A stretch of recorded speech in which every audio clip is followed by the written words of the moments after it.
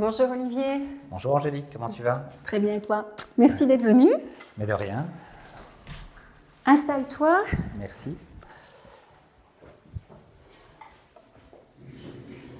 Donc, comme expliqué au téléphone, j'aurais besoin de ton expertise. Donc, j'ai un cas de figure, un dossier un peu compliqué et j'aurais bien voulu avoir ton avis. En réalité, je viens de rentrer une nouvelle mission de vente pour un bâtiment, c'est une maison, et je me suis rendu compte qu'il y avait un logement qui avait été créé à l'intérieur de cette même maison. Donc pour moi, c'est une irrégularité qui devient infraction. Donc qu'est-ce qu'on doit faire et qu'est-ce qu'on peut éviter comme problème quand on va aller chez le notaire? Il y a lieu de régulariser, donc régulariser, il faut savoir que c'est une demande de permis, celle qui n'a pas été faite au moment où elle aurait dû être faite.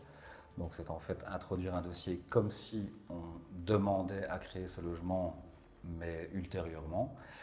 Faut savoir que c'est exactement le même dossier qui va être déposé que si c'était une demande de permis initiale, donc il n'y a entre guillemets aucun intérêt à attendre quand on a un permis à demander. Ici, tu fais bien de me demander en avance parce que souvent les dossiers arrivent chez le notaire et c'est à ce moment-là qu'ils se rendent compte que y a un problème, qu'on ne peut pas signer la vente, qu'on ne peut pas signer l'acte parce que cette régularisation n'a pas été faite. Donc au plus tôt c'est fait, au mieux c'est. Évidemment, nous, on est compétents pour faire ces demandes et seuls les architectes sont compétents. Donc il faut savoir que les architectes sont souvent très bookés, avec un agenda très rempli. Donc si la demande arrive plus tard, ça peut retarder la vente. Ça a souvent été le cas en tout cas. D'accord. Et on est dans un délai de quelle durée plus ou moins pour une régularisation, dis-moi?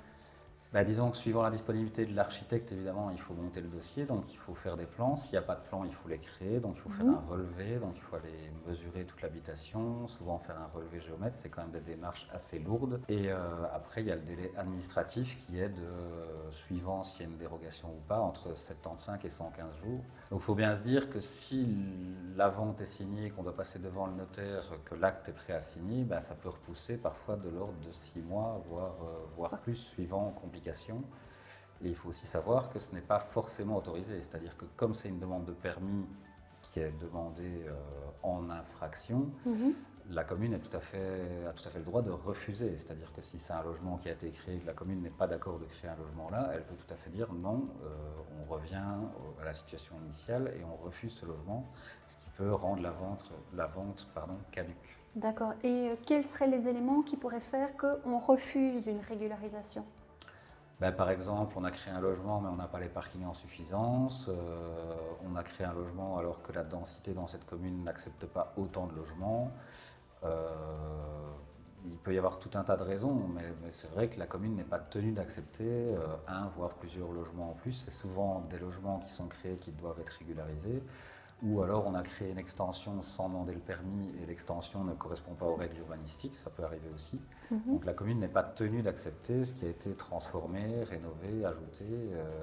Ils vont traiter ça comme une demande de permis initiale, ils ne vont pas être plus favorables parce que c'est une régularisation. Donc en tout cas, je me rends bien compte que le rôle d'architecte est vraiment important dans ce cas de figure. Est-ce qu'il y a d'autres intervenants qui peuvent intervenir dans le dossier ou il n'y a que toi? Il peut y avoir un géomètre qui doit faire un relevé plus précis du terrain, ce qui est souvent le cas dans le cadre d'une demande de permis d'urbanisme. Parfois, s'il y a plusieurs logements, il peut y avoir aussi la question d'un cadastre vertical qui peut aussi être géré par un géomètre.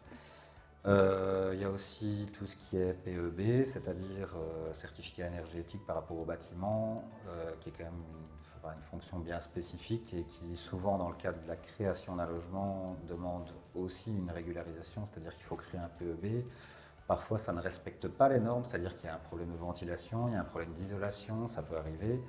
Et si on ne respecte pas les normes, parfois ça peut compliquer les choses dans le sens où on peut demander à ce que le logement soit mis aux normes. Ce qui va encore compliquer la vente puisqu'il va falloir acter le fait que le logement n'est pas aux normes dans l'état et qu'il va falloir le mettre aux normes. Donc effectivement, ça engendre tout un tas d'effets dominos qui peuvent être importants. Donc Olivier, si j'ai bien compris, pour vraiment que les choses soient bien inscrites dans ma tête et surtout dans mon disque dur, en premier lieu, si je constate une irrégularité, je viens te trouver. En venant te trouver, toi, ce que tu vas faire, c'est principalement faire le tour du bâtiment, Si nécessaire, faire un relevé, des plans du bâtiment pour vraiment bien voir les différentes surfaces, superficies. Si nécessaire, à faire appel à un géomètre. Faire appel à un certificateur PEB parce qu'il y a peut-être nécessité de faire un PEB partiel puisque c'est un permis, puisque comme tu m'as expliqué que faire une régularisation, c'est comme si on introduisait un nouveau permis. Donc si je me trompe, n'hésite pas à m'interrompre.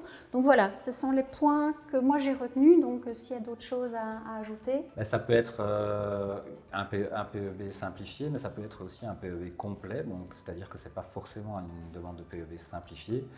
Maintenant, oui, effectivement, toutes les démarches vont devoir être faites comme si on demandait un nouveau dossier. Donc, effectivement, tu as bien résumé, il faut passer par toutes ces étapes.